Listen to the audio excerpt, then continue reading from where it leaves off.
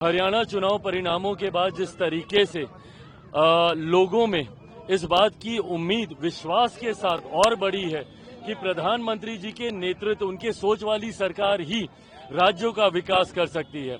ऐसे में विपक्ष जिस तरीके से हरियाणा में हारा, उससे बड़ी हार की ओर अग्रसर होगा झारखंड में।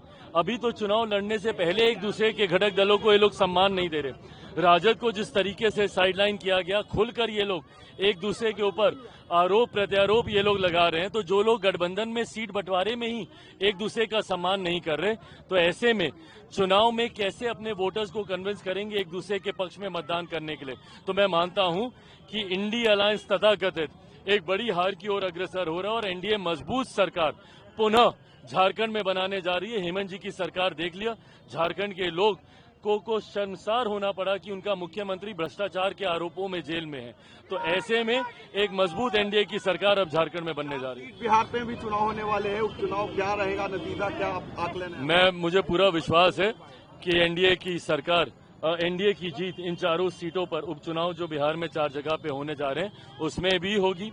भाजपा की भी मजबूत तैयारी है, जदयू की भी मजबूत तैयारी है। मैं मानता हूं कि इन चारों सीटों पर एनडीए जीतने जा रहा है। कश्मीर में नई सरकार बनने के बाद भी आतंकवादी हमले हुए, बिहारी मारे गए हैं वहां पर। जिस तरीके से पिछले 10 सालों में जिस तरीके से केंद्र सरकार के शासन में एक लंबे समय तक घाटी में, जम्मू कश्मीर में जिस तरीके से एक शांति का माहौल देखने को मिला, नई सरकार के बनते ही पुनः वहां पे जिस तरीके से आतंकियों ने और उनके संगठनों ने अपना सर उठाने का काम किया, ये कहीं ना कहीं दर्शाता है कि इनको संरक्षण देने का काम यही दल करते हैं जिन दलों ने इतने वर्षों में जम्मू कश्मीर को बर्बाद करने का काम किया।